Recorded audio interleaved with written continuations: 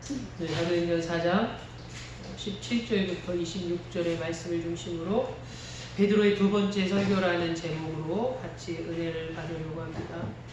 우리가 지난 시간에 3장의 전체적인 가장 중요한 사건은 베드로와 요한이 성전에 들어가다 미문에서 안증뱅이를 만나고 안증뱅이를 치유하게 되는 놀라운 사건, 그리고 그 사건 이후에 나타나는 모습이 바로 사도행전 3장의 내용이고 핵심입니다. 우리가 지난 시간에 말씀을 보면서 안증뱅이가 고침을 받고 행했던 모습, 과연 무엇을 행했는가? 가장 중요한 것은 하나님께 감사하는 모습을 보게 됩니다. 그래서 베드로와 요한과 더불어 성전에 들어가는 모습을 보게 되죠. 또한 성전에 함께 들어갔던 제자들의 모습을 봅니다. 베드로와 요한의 모습을 봤을 때 많은 사람들이 몰려들죠. 구름처럼 몰려들었을 것입니다. 대단히 놀랍게 여기고 바라보는 눈빛이 달랐을 것입니다. 근데 그들이 보였던 것은 왜 나에게 주목하느냐라고 말합니다. 그들이 여전히 주목하고 있는 것은 하나님이었다는 거죠. 어떤 상황이나 여건이나 하나님 앞에만 영광 돌리고 하나님만을 드러내고 하나님 앞에 주목했던 이들. 많은 이들은 그 상황 속에 주목하고 있고 기적적인 일, 사건 자체에 주목하고 있지만 정작 치유를 받았던 안증뱅이는 이 감사 기쁨을 하나님께 돌림으로 하나님을 주목했고, 이 놀라운 사건을 이끌었던 제자였던 베드로와 요한은 바로 이 모든 과정 중에서도 오롯이 하나님만을 바라보고 하나님만 주목했던 이들을 보게 됩니다. 그래서 우리가 지난 시간에 말씀을 보면서 우리도 하나님만을 주목하는 자가 되어야 됩니다. 때로는 우리의 삶이 내 능력으로 자라는 것 같고, 내가 좀 재능이 있고 사업성도 있고 내가 사회성도 좋고 이런 것 때문에 뭔가를 이뤄가도 하더라도 모든 것을 이루시게 하는 것은 하나님이기에 나를 바라보고 나를 주목하는 것이 아니라 하나님을 주목하고 하나님을 바라보는, 또 특별히 하나님의 사역함에 있어서 때로는 그 사역이 하나님의 일하심을 통해 놀라운 어떤 결과를 만들어낼 때 때로는 우리 스스로를 드러내고 싶어하고 또 의도하지 않게 우리가 높임을 받을 때가 있습니다. 그때 사실은 위험할 때이죠. 그럴 때 성경은 오늘 본문을 통해서 뭐라고 말합니까? 우리에게 주목하지 말고 나를 바라보는 주변의 상황, 주변의 시선, 그런 인정 혹은 인기 이런 거에 주목할 것이 아니라 오로지 하나님만 주목할 수 있는 그런 귀한 일꾼, 그런 성도, 하나님의 자녀 되시기를 주 예수의 이름으로 축원합니다. 그러면서 오늘 본문 사건을 이제 이어가면서 이 사건이 이루고 나서 많은 사람들이 모였을 때 베드로가 이제 말을 시작하죠. 그러면서 지난 시간에 본 것처럼 왜 우리들한테 주목하느냐? 우리가 이것을 행한 것이 아니다. 하나님의 일하십니다. 그러면서 이제 계속 주변에 있는 이들에게 말을 이어갑니다. 사실 그것이 설교였습니다. 설교. 그래서 사도행전에 베드로의 복음 설교가 가장 첫 번째 드러났던 것은 우리가 잘 아는 것처럼 오순절 사건에서 드러나죠. 오순절의 놀라운 어떤 성령의 놀라운 임재 이후에 사람들 앞에서 베드로가 담대히 말을 증거했을 때 그것이 베드로의 설교였고, 그리고 그 이후에 오늘 본문에서 이 놀라운 안증뱅이를 치유하는 놀라운 사건 이후에 베드로가 또한 말씀을 증거하면서 설교를 하게 되는 모습을 보게 됩니다. 공통점은 놀라운 사건 다음에 그냥 사건으로 끝난 것이 아니라 그런 일이 있었대, 그런 현상이 일어났대, 그런 모습이었대 로 끝나는 것이 아니라 그 다음에 뭘로 이어집니까 여러분? 설교로 이어졌다는 거죠. 설교. 여러분, 설교라는 것은 결국 메시지입니다. 메시지. 누구의 메시지? 나의 메시지가 아니라, 전하는 자의 메시지가 아니라 하나님의 뜻을 증거하는 것입니다. 하나님의 말씀을 선포하는 겁니다. 결국 하나님의 메시지를 이 중간에 있는 설교하는 자의 입을 통해서 메시지를 선포하는 것이죠. 그것이 설교죠. 초대교회의 이때의 모습과 오늘날도 별반 다르지 않습니다. 오늘날도 많은 교회의 사역자들이 말씀을 증거합니다. 설교를 선포하죠. 그 설교는 본인의 생각, 본인의 말, 그 본인의 메시지가 아니죠. 하나님의 메시지고 말씀이 주는 메시지를 단지 사역자의 입을 통해서 드러내는 것이고 선포하는 것입니다.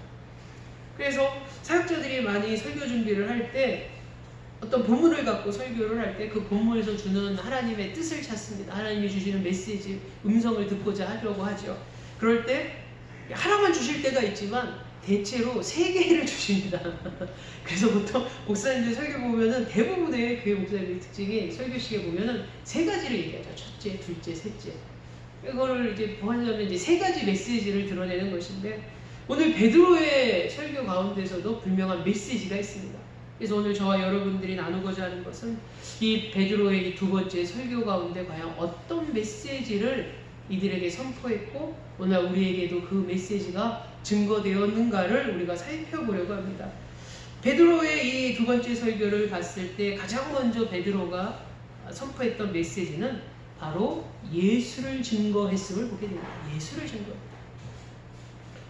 놀라운 것은 여러분 2000년이 지난 지금도 베드로의 설교나 지금 많은 교회 사역자들의 설교나 다름이 없는 게 있는데 뭐냐면 바로 설교 가운데 예수 그리스도를 선포하는 겁니다. 예수 그리스도. 예전에 이제 신대원에 다닐 때 설교학이라는 게 있습니다. 설교학. 과목입니다. 과목. 학문이죠. 이제 설교를 더 이제 스킬이라든가 설교에 대한 어떤 하는 그런 연구, 그러니까 학문적인 접근인데 설교학 교수님이 이제 얘기할 때 항상 이제 마지막 시간에 이제 공부를 마치면서 이제 질문을 받습니다. 그러면 얼마나 많은 이제 목사 후보생들이죠. 그때는 전도사님들이니까 설교에 대한 얼마나 갈망과 확 열정이 있겠습니까? 한마디로 세상 말로 막 뒤집어질 만한 설교를 하고 싶은 거죠. 이름만 되면 알만한 유명한 목사님처럼 자기도 막 설교해서 막 이게 청중들을, 성도들을 막 감동시키고 막 그러고 싶은 마음 열정이 대단하다. 그러니까는 마지막 시간에는 막 설교에 대한 질문을 막 하죠. 그럴 때 이제 그런 가운데에서 내린 결론이 뭐냐면 어떤 설교든 간에 그 설교의 메시지 가운데 항상 예수를 선포해야 된다. 모든 설교학 교수님의 공통점이죠. 설교 가운데 좋은 예문도 있고 재미있는 이야기도 있고 진지한 이야기도 다 좋습니다. 그러나 그거는 그냥 격가지일 뿐이지 가장 핵심인데 음식으로 치자면 가장 충실한 원재료 예수가 빠지면 안 된다는 거죠. 근데 놀랍게도 여러분 오늘 베드로의 2번째 설교에 보면 가장 먼저 예수를 증거합니다. 그래서 여러분 14절부터 보면서 쭉 뭐라고 나와 있냐면 이 놀라운 기적을 이야기하면서 이 기적을 이야기하고 설명하는 가운데 누구를 먼저 드러내냐면 예수를 언급하기 시작한 거예요. 예수를 언급. 제가 말씀을 읽어보겠습니다. 바로 12절에 이렇게 나오죠. 베드로가 이것을 보고 백성에게 말하되 이스라엘 사람들아 이 일을 왜 놀랍게 여기느냐 우리 개인의 권능과 경건으로 이 사람을 걷게 한 것처럼 왜 우리를 주목하느냐 아브라함과 이삭과 야곱의 하나님 곧 우리 조상의 하나님이 그의 종 예수를 영화롭게 하셨느니라. 너희가 그를 넘겨주고 빌라도에 놓아주기를 결의한 것을 너희가 그 앞에서 거부하였으니 너희가 거룩하고 의로운 일을 거부하고 도리어 살인한 사람을 놓아주기를 구하여 생명의 주를 죽였도다. 그러나 하나님이 죽은 자 가운데서 그를 살리셨으니 우리가 이 일의 증인이라. 아멘. 그러니까 베드로가 지금 설교를 시작하는 건데 놀라운 사건 때문에 안전뱅이가 일어나는 놀라운 이 기적을 앞두고 사람들이 막 몰려들었을 때 궁금하겠죠. 많은 사람들의 궁금증이 이겁니다. 결국 어떻게 고치셨어요? 그거죠. 그런 능력이 당신들에게 있는 겁니까? 대단한 능력을 소유하신 겁니까? 그러니까 이 베드로와 요한이 왜 우리에게 주목하느냐 그러면서 이 놀라운 사건을 이야기하면서 가장 먼저 예수를 이야기하기 시작합니다. 예수를. 그러면서 예수에 대해서 이야기할 때 뭐라고 말합니까? 너희들이 이 백성들이 넘겨주어 죽였던 예수를 하나님이 영화롭게 하셨다라고 말합니다. 그러니까 베드로가 예수를 증거하면서 가장 먼저 한 일은 많은 이들이 예수에 대한 생각이 부정적인 생각이 있었습니다. 부정적인 생각이란 건 예수 그리스도를 나쁘게 본 것이 아니라 예수 그리스도가 실패자로 본 거죠. 우리가 앞서 말한 것처럼 공부한 것처럼 말씀을 나눴던 것처럼 예수 그리스도가 십자가의 죽음으로 인해서 많은 사람들이 예수 그리스도는 패배했다라고 생각을 합니다. 그럼 대단한 능력을 가지고 많은 사람들의 인기를 얻었고 군중의 관심을 한 몸에 받았던 왜 예수라는 인물이 그렇게 허무하게 십자가에서 고통스럽게 죽었는가? 죽었으니까 실패했다라는 거죠. 그런 이미지를 갖고 있었습니다. 그리고 십자가에 죽었다는 것은 이 유대인들 관념으로 봤을 때는 하나님의 저주라고 생각합니다. 여러분. 하나님의 저주. 그러니까 그런 잘못된 편견과 오해를 가지고 예수에 대한 어떤 부정적인 편견을 갖고 있었던 많은 군중을 향해서 베드로가 예수를 증거할 때 제일 먼저 한 말이 뭡니까, 여러분? 너희가 죽음으로 넘겨줬던 예수, 하나님이 영화롭게 하셨다라고 말합니다. 하나님의 저주가 아니라는 거죠. 하나님의 저주 때문에 십자가에 죽고 고난을 받은 것이 아니라 너희가 죽음으로 넘겼지만은 하나님은 예수 그리스도를 영화롭게 하셨다라는 겁니다. 그러면서 뭐라고 말합니까? 너희들이 알고 있는 부정적으로 생각하는 편견을 갖고 있는 예수는 바로 거룩하고 의로운 자라라고 선언하죠. 예수님은 거룩하신 분이고 의로우신 분이라는 겁니다. 그러니까 죄가 있어서 잡히시고 고난받고 그 죄로 인한 대가로 십자가에 달리신 분이 아니라는 거죠. 거룩하고 의로운 분이지만 그 고난을 감내하셨다는 겁니다. 그래서 14절에 보면 뭐라고 증거되어 있습니까? 너희가 거룩하고 의로운 일을 거부했다라고 말하지 않습니까? 그래서 베드로가 예수를 말하는데 예수는 하나님이 영화롭게 하는 분이고 예수는 거룩한 분이고 예수는 의로우신 분이라고 말하죠. 그리고 예수를 또 증거합니다. 예수는 어떤 분입니까? 베드로는 이렇게 설교를 합니다. 15절에 보면 생명의 주라고 말합니다. 생명의 주. 생명의 주인 되신 이가 예수 그리스도라는 거죠. 그리고 또 무엇을 강조합니까? 20절에 보면 바로 성경에서 그렇게 구약에서 강조했던 예정되어 있던 그리스도, 그러니까 예정되어 있던 우리를 구원하실 메시아, 그 메시아로서 임명되고 지명된 이가 다름 아닌 바로 너희가 십자가에 내어준 예수라고 말하는 거예요. 그래서 베드로의 설교의 가장 첫 번째 메시지는 예수에 대한 메시지였습니다. 그들이 오해하고 있었고 편견에 사로잡혀 있었던 이 실패자로 보이고 패배자로 보이고 그런 저주받은 이라고 생각한 예수를 베드로는 담대히 다시 증거하죠.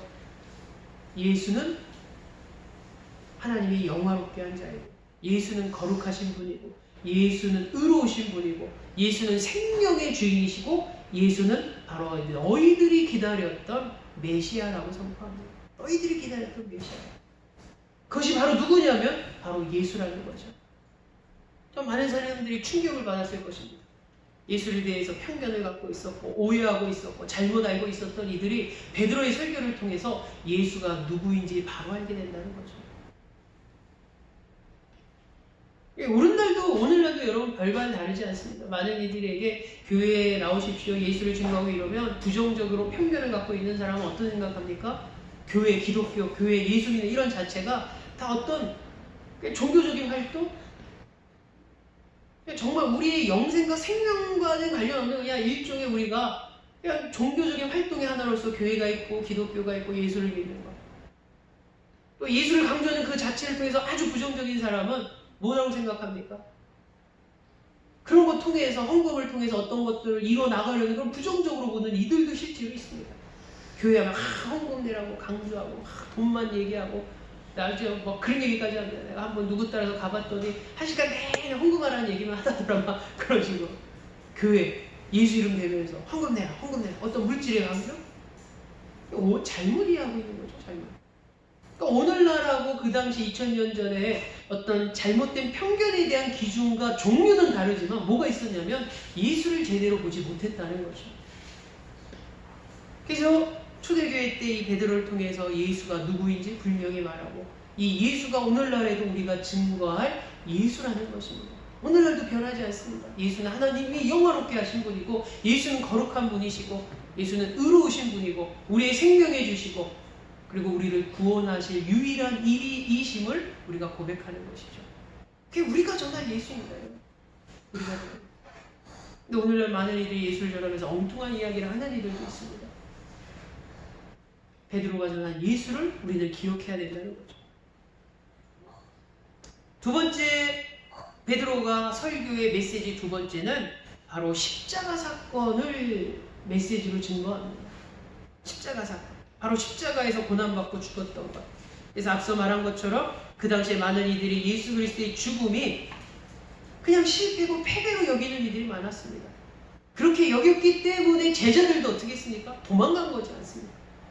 만약 그게 패배가 실패가 아니라면 끝까지 있었어야 되죠.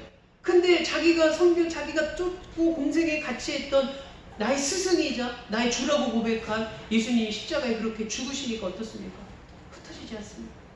꼼짝달싹 못하고 어떻게 해야 할지, 어떻게 나아가야 할지를 모르지 않습니까? 우왕좌왕하지 않습니까?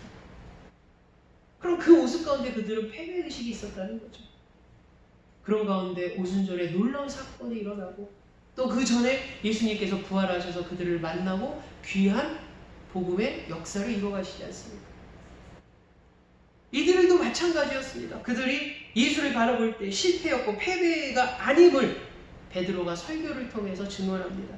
그래서 예수 그리스도의 죽음이 그냥 실패고 패배고 뭐 억울한 누명으로 죽은 이것이 아니라 예수의 그리스도의 죽음은 예언에 성취된 것임을 바로 베드로가 설교로 증거하고 있는 것입니다. 그래서 18절에 이렇게 나오죠. 하나님의 모든 선지자의 입을 통하여 자기의 그리스도께서 고난을 받으실 일을 미리 알게 하신 것을 이와 같이 이루셨느니라. 아멘. 베드로가 유대인 군중을 향해서 말한 거죠. 너희들이 패배라고 생각하고 있고 실패라고 생각했던 그 예수 아니라 너희들이 알고 있는 그 약속의 성취고 예언의 성취를 이루게 하신 것이야 라고 말한 거죠. 십자가의 의미를, 십자가 사건의 진정한 의미와 그것이 갖고 있는 본질을 이야기하고 있는 것입니다. 그래서 이 사건은, 십자가의 사건은 예언된 것을 성취하기 위해 나타난 것임을, 필연적인 것임을 강조하죠. 그럼 십자가의 고난과 죽음으로 끝나지 않았음을 이야기합니다. 이어서 무엇을 이야기합니까? 하나님이 예수를 부활케 했음을 베드로가 또한 증거합니다. 바로 15절의 말씀에 이렇게 나오죠. 생명의 주를 죽였도다. 그러나 하나님이 죽은 자 가운데서 그를 살리셨으니 우리가 이 일의 증인이라. 아멘.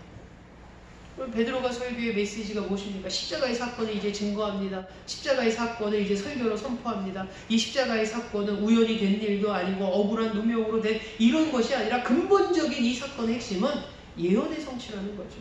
이미 구약시대 오래전부터 우리를 구원할 메시아가 고난을 당해야 된다라는 것을 이루게 하신 하나님의 말씀의 성취임을 먼저 이야기하죠.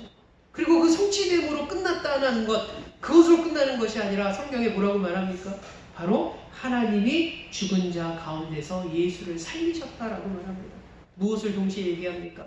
십자가의 고난과 죽음 그리고 부활을 이야기합니다. 여러분, 그래서 십자가의 죽음, 고난, 십자가 사건과 부활을 여러분 하나의 동전의 양면과 같은 것이죠.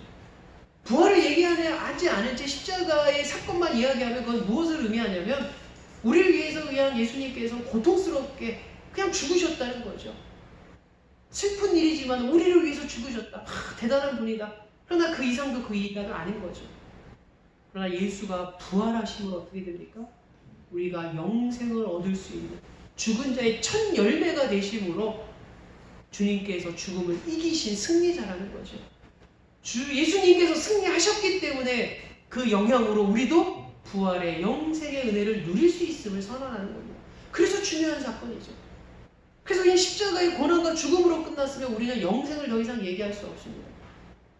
그러나 예수 그리스도의 십자가의 고난과 죽음과 그리고 부활을 이야기하기 때문에 우리가 영생을 이야기할 수 있는 것이고 바로 예수 그리스도로 말미암아 영생의 은혜를 우리가 누릴 수 있음을 성경은 이야기하고 있고 그것을 베드로가 지금 설교하고 있는 것입니다. 그리고 이 사건의 세 번째에 강조한 것이 바로 사도들이 이 놀라운 사건의 목격자이고 증인이라고 지금 베드로가 말합니다. 사실 그렇지 않습니까? 여러분, 어떤 부활이라는 너무 놀라운, 어떻게 죽은 자가 살아납니까? 근데 그것의 증인이 자신들이라고 지금 선언하고 있는 것이죠. 그것을 지금 베드로가 설교하고 있는 것입니다. 그리고 나서 세 번째 넘어갔던 메시지는 바로 안증뱅이가 치유된 이 놀라운 사건의 치유의 비밀, 치유의 근원이 무엇인지를 이제 설교하기 시작합니다. 바로 예수 그리스도라는 것이죠. 예수 그리스도. 여러분, 많은 사람들이 궁금했을 것입니다. 막 모였을 때, 야, 어떻게 안진뱅이가 이러면서 어떻게 저런 일이 벌어질 수 있어? 누가 한 거야? 저 사람 했대? 베드로하고 요한이 했대? 저 사람들이 그런 능력이 있어? 막 주목하기 시작하죠. 그때 베드로가 그런 상황 속에서 이 설교의 세 번째 주제 가운데 하나로서 무엇을 이야기합니까? 이 놀라운 사건이 이루어진 그 비밀을 공개하기 시작합니다. 그래서 이렇게 말하지 않습니까? 그 이름을 믿음으로, 그 이름이 너희가 보고 아는 이 사람을 성하게 하였나니 예수로 말미암아 난 믿음이 너희의 모든 사람 앞에서 이같이 완전히 낫게 하였느니라. 아멘. 여러분, 베드로의 설교가 첫 번째는 예수를 증거합니다. 첫 번째 메시지가 예수였습니다. 두 번째 메시지는 십자가 사건에 대해서 증거합니다. 그리고 세 번째 메시지가 이 지금 여러분들이 본 이 놀라운 기적과 같은 사건이 어떻게 이루어졌는가, 왜 이루어졌는가, 그 비밀을 이야기하죠. 그 비밀의 열쇠가 예수 그리스도를 향한 믿음이었다라고 말합니다. 믿음. 여러분, 예수를 믿음으로, 예수로 말미암아 난 믿음이 이 안진뱅이를 성하게 낫게 했다라고 이 베드로가 선포합니다. 예수로부터 비롯돼 예수로부터 말미암아 이 놀라운 능력은 믿음을 통해서만 활성화됐다라고 말할 수 있는 것이죠. 여러분, 이렇게 생각하면 됩니다. 지금 베드로가 이 메시지를 강조하는 것은 뭐냐면, 하나님이 아무리 전지전능하시고 신실하시고 긍휼하신가 인자하심이 끝이 없다 하더라도 하나님을 향한 믿음이 우리에게 없다면 하나님과 나는 아무 상관이 없다는 겁니다. 하나님이 우리의 너무나 감사한 아버지지만 세상 사람들한테는 하나님이 아무 의미가 없다는 거죠. 왜냐하면 하나님을 믿지 않기 때문에. 예수 그리스도가 우리의 구주임을, 나의 주되심을 우리는 고백하지만, 그런 관계지만 세상에 나가면 어떻습니까? 예수 그리스도는 그냥 역사적인 인물일 뿐입니다. 아무 상관이 없다는 거죠. 근데 지금 베드로가 중요한 얘기를 하지 않습니까? 예수를 향한 믿음이 이 놀라운 일을 만들었다라고 말합니다. 예수를 향한 믿음. 믿음이 없다면 그냥 그들은 예수가 누구인지, 그 당시에 있었던 어떤 사건의 주인공으로서, 들어봤던 놀라운 인물로서 그냥 아는 것으로 끝났겠죠. 그 아는 것으로 끝나서 아무 상관이 없는 것입니다. 그러나 예수를 향한 믿음이 있을 때 이것이 상관이 있게 된다는 거죠. 쉽게 말해서 하나님의 능력이, 여러분, 우리에게 작동되려면, 놀라운 하나님의 능력이 우리에게 나타나려면, 그래서 나에게 작동돼서 내가 변화되거나 내가 어떤 치유가 나타나려면 믿음을 통해서 버튼이 켜져야 된다는 거죠. 버튼이 켜져서 작동해서 하나님의 놀라운 능력이 내 삶에 작동돼서 내가 변화되어지고 내가 치유되어지고 내가 놀라운 일들을 하게 되는데, 이 믿음이라는 버튼이 켜지지 않으면 아무리 대단한 것을 하나님께서 하시려고 준비하시고 계획하셔도 내 삶에 드러나거나 나타나거나 아무 상관이 없다는 거죠. 여러분, 그 당시에 사람들이 예수를 몰랐겠습니까? 가장 핫한 인물입니다. 요즘으로 치자면 그 당시에 가장 그 몇 년 사이 가장 핫한 인물이 바로 그 팔레스타인 지방에서는 예수였습니다. 예수. 다 알고 있었다는 거죠. 어떤 사람이고 어떤 일을 했느냐 다 압니다. 근데 알지만 예수를 향한 믿음은 많지 않았다는 거죠. 근데 놀랍게도 이 안진뱅이는 예수를 향한 믿음이 있었고 그 믿음을 부여잡았기 때문에 놀라운 역사를 체험하게 됩니다. 믿음이라는 불이 작동했기 때문에 이 사람에게 하나님의 능력이 작동돼서 병이 낫는 놀라운 결과가 나타났다는 거죠. 여러분, 예수님의 공생의 기간 중에 많은 일을 치유하셨을 때 주님께서 하셨던 공통적인 하나님의 선언이 있습니다. 무엇이냐면 내 믿음이 너를 구원하였느니라. 이상하지 않습니까? 분명히 예수님께서 고치시고 예수님 기도해서 낫고 만지셔서 낫고 분명히 예수님이 고쳐주신 건데, 예수님께서 뭐라고 말하냐면 다른 사람이 아닌 예수님께서 친히 말씀하시면 내 믿음이 너를 구원했다고 하셨어요. 그럼 예수님은 아무 상관없이 그냥 믿음만이 아니죠. 예수님의 능력이 그 사람에게 들어가서 역사하고 활성화가 되려면 그 사람에게 믿음이라는 불이 켜져야 된다는 거예요. 작동이 되려면 우리가 버튼을 키듯이 그리고 이 키보드가 확 아름다운 소리를 내지만 저 버튼이 켜지지 않으면 그냥 먹통일 뿐입니다. 먹통. 불만 키면 보니까 설명서에 124가지 소리가 낸다고 막 그러는데 100가지가 넘는 다양한 소리를 낼 수 있는 놀라운 능력이 버튼이 안 켜지면 무용지물이라는 거죠. 먹통이 된다는 거죠. 베드로가 말합니다. 예수의 이름, 정확히는 예수로 말미암은 믿음, 예수를 향한 믿음이 이 놀라운 일을 만들어냈음을 오늘 성경은 말합니다. 여러분, 그러면서 중요한 것은 무엇을 말합니까? 완전히 낫게 하셨다라고 말합니다. 완전히 낫게 하셨다. 저는 베드로가 이렇게 그 예수로 말미암아 난 믿음이 너희 모든 사람 앞에서 이같이 완전히 낫게 하였도다라고 선언할 때 이 완전이라는 말이 상당히 묵상하는 가운데 마음속에 많이 와닿습니다. 완전히. 그러니까 하나님의 능력과 일하시면 완전하다는 거죠.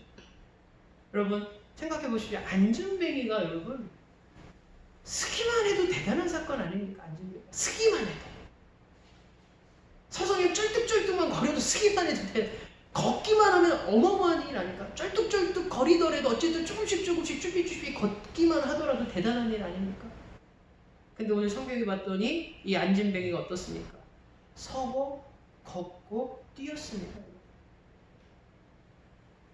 우리가 그냥 안전뱅이가 치유됐다 해서 그걸 단순히 치유로 이렇게 생각되는데 저는 완전히 낫게 하였느니라 라는 이 말씀 속에서 하나님의 일하심이 완전하다는 게 뭔가? 우리가 생각했을 때 안전뱅이가 서 있게만 돼도 이거는 나은 겁니다. 그렇지 않습니까 여러분? 앉아있지 않고 서 있는 것만으로도 이건 나은 겁니다. 쩔뚝거리더라도 조금씩 움직여서 걸으면 우리 기준으로는 이건 나은 겁니다. 그렇지 않습니까? 안전뱅이였는데 태어날 때부터. 근데 쓰고 걷고 뛰지 않습니까? 근데 그것이 한순간에 이루어집니다. 한순간. 여러분 우리가 잘 아는 것처럼 우리의 상식으로 생각한다면 치유됐더라도 그래서 하나님의 능력으로 예수의 이름으로 말미암아 놀라운 능력이 작동되어서 이 사람이 믿음으로 나음을 받았다 하더라도 적어도 쓰는데 그리고 걷는데 뛰는데 시간이 소요되는 것이 상식적이죠. 어린아이가 그렇지 않습니까? 어린아이가 처음부터 걷고 뛰고 이런 아기가 어디 있습니까? 처음에는 쓰는 거 배우죠. 쓰는 게 되면 뭐 배웁니까? 걸음마 배웁니다. 걷기 시작하죠. 걸음마가 되면 뭐 됩니까? 뛰기 시작하죠. 그게 한순간에 되는 경우가 어디 있습니까? 여러분? 시간이 필요하죠. 더군다나 이 안전뱅이는 걸었던 섰던 경험이 있는 안전뱅이가 아닙니다. 태어날 때부터 안전뱅이라는 것은 무엇을 의미하냐면 여러분 서는 법을 모르는 것이고 걸어본 적이 없는 것이고 뛰어본 적도 없는 것입니다. 만약에 멀쩡하다가 다쳐서 안전뱅이가 됐다면 하나님께서 고치셨을 때 예수의 이름으로 능력이 작동돼서 믿음으로 고침을 받았을 때 옛날 기억을 더듬을 수 있죠. 내가 옛날에 저렇게 섰는데 걸었는데 뛰었는데 그거 생각해서 할 수 있겠죠. 근데 태어날 때부터 안전뱅이라는 것은 쓴 적도 없고 걸은 적도 없고 뛴 적도 없다는 거. 쓴 것도 배운 적 없고 걸음마도 배운 적 없고 뛴 건 더더욱 배운 적 없다는 거죠. 근데 하나님의 일하심이 낫게 하셨을 때 어떻게 됩니까? 완전히 낫게 하셨다. 우리의 상식을 뛰어넘습니다. 우리의 생각을 뛰어넘습니다. 하나님의 일하심. 한순간에 쓰고 걷고 뛰는 놀라운 역사. 바로 예수의 이름으로 말미암아 나타난 하나님의 일하심이 바로 이렇다는 것이죠. 이런 완전케 하시는 하나님이 일하시는 것이고 그 일하심이 오늘날 이 순간에도 여러분 별발 다르지 않습니다. 우리 삶 가운데 똑같이 나타나지 않습니다. 똑같이 일어납니다. 여러분 가장 말씀에 적용을 잘 못하는 이들이 어떤 식으로 말씀을 받아들이려면 그런 말씀이죠. 우스갯소리를 있습니다. 막 성경에 보니까 안전뱅이가 치유됐다는 소식을 듣고 옆에 있던 맹인이 아쉬워했다라고 합니다. 그게 무슨 의미입니까 여러분? 맹인이 생각할 때는 나도 안전뱅이였으면 고침을 받았을 텐데 안타깝게도 나는 맹인이니까 나는 치유를 못 받겠네. 그렇게 적용한다는 거죠. 잘못된 거죠 여러분. 안전뱅이가 낫다는 건 뭘 의미합니까? 안전뱅이만 낫게 하시는 하나님이 아니라는 거죠. 옆에 있는 맹인이든 뭐든 다 낫게 한다는 거죠. 오늘 성경에서 말한 이 안전뱅이를 주신 하나님의 능력은 우리에게 무엇을 말합니까? 이 말씀 보면서 어떤 참 이렇게 아둔한 성도들, 야, 나는 건강하니까 나하고 상관없는 얘기인 것 같네. 난 육체적으로 건강. 그게 아니죠, 여러분. 이 안진뱅이를 고치신 능력은 결국 오늘날 우리 삶 가운데 겉으로 육체적으로 똑같이 아픔이 있거나 불편함이 있거나 혹은 내적으로 아파하고 상처받고 있는 이들도 하나님의 완전한 치유하심이 오늘날에도 있다라는 겁니다. 오히려 오늘날은 어떻습니까? 오히려 성경과는 반대로 외적으로는 멀쩡하죠. 외적으로는 사지가 멀쩡하다고 사람들이 이야기하죠. 근데 어떻습니까? 마음이 망가져 있지 않습니까? 마음이 병들어 있지 않습니까? 많은 크리스찬 가운데서 우울증으로 많이 힘들어합니다. 어떤 겁니까? 그것이 결국 마음이 병들었다는 거 아닙니까? 하나님의 치유의 역사는 믿음으로 말미암아 완전케 치유하신 하나님, 완전케 하십니다. 그것이 외적인 것이든 내적인 것이든 혹은 건강의 문제를 떠나서 우리 삶에 어떤 걸림돌이 되는 아주 심각한 역경과 고난과 근심이 되는 어떤 문제를 할지라도 하나님은 완전히 고치시는 하나님, 완전히 해결하시는 하나님. 바로 우리가 그런 하나님에 대한 믿음이 더 견고한, 그리고 그런 믿음으로 살아가는 귀한 성도 되시기를 주 예수 이름으로 축원합니다. 네. 사랑해 주님 감사합니다. 오늘 베드로의 설교를 보면서 바로 예수가 누구인지 우리가 다시 한번 고백해 보기 원합니다. 오늘도 베드로의 설교를 통해서 십자가의 의미가 무엇인지 다시 한번 고백해 봅니다. 또 오늘 베드로의 설교를 통해서 이 안진뱅이가 치유됐던 놀라운 사건이 오늘날 우리 그리스도인들에게 주는 의미가 무엇인지 다시 한번 고민해 봅니다. 주님, 시간으로는 많은 시간이 흘렀고 격차가 있지만 이때 일하신 하나님의 일하심이 이 순간에도 일하시는 하나님임을 우리가 믿습니다. 이때 보였던 하나님의 완전케 치유하심의 능력이 오늘 이 순간에도 똑같이 나타남을 믿습니다. 그러기에 우리는 하나님을 향한 믿음이, 그리스도에 대한 믿음이 더욱더 견고해지게 하여 주시옵소서. 그래서 우리 앞에 나타난 모든 문제가 완전히 해결되어지고 완전히 치유되어지고 완전히 회복되어지는 놀라운 하나님의 사랑과 긍휼하심의 일하심을 이 공동체가 우리 성도들의 삶이 경험하게 하여 주시옵소서. 예수님의 이름으로 기도하옵나이다. 아멘.